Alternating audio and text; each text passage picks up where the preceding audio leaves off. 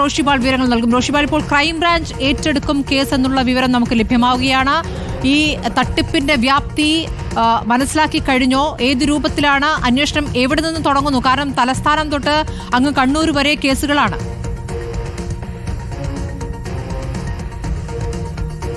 സ്മൃതി, സംസ്ഥാനത്ത് ഭൂരിഭാഗം ജില്ലകളിലും അനന്തുകൃഷ്ണന്റെ ഈ തട്ടിപ്പുമായി ബന്ധപ്പെട്ട പരാതികൾ പോലീസിന് ലഭിച്ചിട്ടുണ്ട്.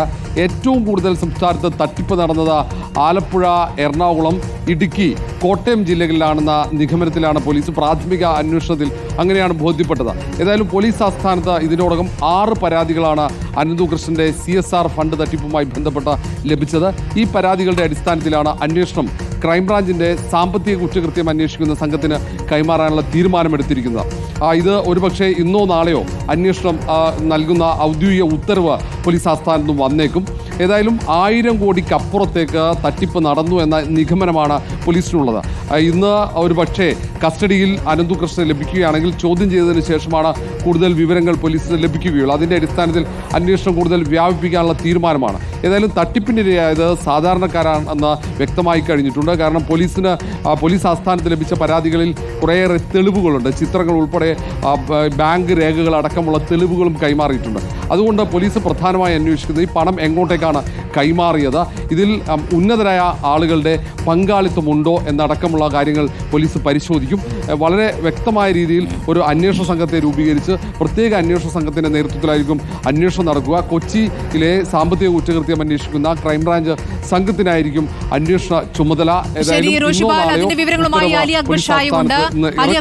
ഉന്നത ബന്ധം തെളിയുന്ന കേസാണെന്ന് വേണം മനസ്സിലാക്കാൻ. ഇന്നലെ അലി അക്ബർ ഷാ ഫ്ളാറ്റിൽ പോയപ്പോൾ അവിടുത്തെ 3 അപ്പാർട്ട്മെന്റുകൾ ഇയാൾ വാടകയ്ക്കെടുക്കുകയും ആ അപ്പാർട്ട്മെന്റുകൾ കേന്ദ്രീകരിച്ചാണ് പ്രവർത്തനം. അവിടേക്ക് വിവിധ രാഷ്ട്രീയ നേതാക്കൾ വരുന്ന കാണാറുണ്ട് എന്ന ഫ്ളാറ്റിലെ സെക്യൂരിറ്റി അടക്കം പറഞ്ഞു കഴിഞ്ഞിരിക്കുന്നു.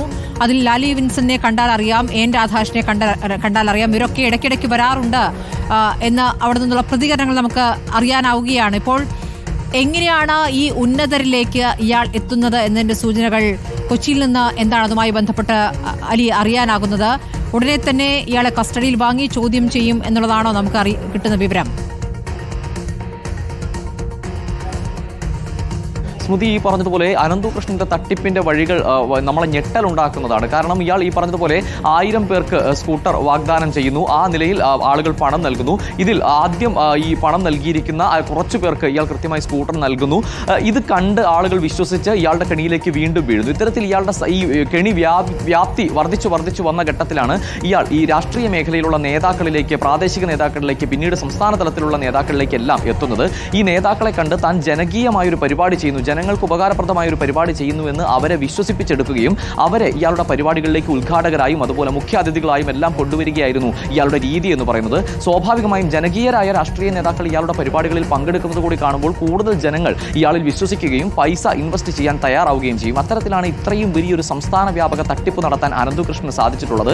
അനന്തുകൃഷ്ണന്റെ സോഷ്യൽ മീഡിയ പ്രൊഫൈലുകൾ പരിശോധിക്കുമ്പോൾ പ്രധാനമന്ത്രി നരേന്ദ്രമോദി മുതൽ വിവിധ പാർട്ടികളുടെ ജില്ലാ നേതാക്കൾ വരെ, അതായത് താഴെ തട്ടുവരെയുള്ള നേതാക്കൾക്കൊപ്പം വരെ നിൽക്കുന്ന ചിത്രങ്ങൾ ഇയാൾ സമൂഹ മാധ്യമങ്ങൾ വഴി പ്രചരിപ്പിച്ചിട്ടുണ്ട്. സ്വാഭാവികമായും ഇതെല്ലാം ജനങ്ങളിൽ വിശ്വാസം ഉണ്ടാക്കിയെടുക്കാൻ ഇയാൾ ഉപയോഗിച്ചിട്ടുണ്ട്. പല നേതാക്കളും ഇയാളുടെ കുരുക്കിൽ കുടുങ്ങിപ്പോവുകയായിരുന്നു. കാരണം ജനകീയമായൊരു പരിപാടിക്ക് കൂടെ നിൽക്കാം എന്നുള്ള നല്ല ചിന്തയോടുകൂടി ഇതിൽ ഒപ്പം നിന്ന നേതാക്കളും ഈ അനന്തുകൃഷ്ണന്റെ തട്ടിപ്പിൽ കുരുങ്ങിയിട്ടുണ്ട്. അവരുടെ മുഖവും കൂടി വിറ്റാണ് അനന്തുകൃഷ്ണൻ ഈ ജനങ്ങളിലേക്ക് ഇറങ്ങിച്ചെല്ലാൻ സാധിച്ചത്. പക്ഷേ ഇതിൽ ഏറ്റവും ആരോപണ വിധേയരായി ഈ ഘട്ടത്തിൽ നിൽക്കുന്ന 2 പേരുകൾ എന്ന് പറയുന്നത്, ഒന്ന് മുതിർന്ന BJP നേതാവ് AN രാധാകൃഷ്ണന്റെയും കോൺഗ്രസ് നേതാവ് ലാലി വിൻസെന്റിന്റെയുമാണ്. ഈ 2 പേരും അനന്തുകൃഷ്ണന്റെ മറൈൻ ഡ്രൈവിലെ ഫ്ളാറ്റിൽ നിരന്തര സന്ദർശകരായിരുന്നു എന്ന് ഫ്ളാറ്റിലെ ജീവനക്കാർ തന്നെ ഇന്നലെ നമ്മളോട് വ്യക്തമാക്കിയിരുന്നു.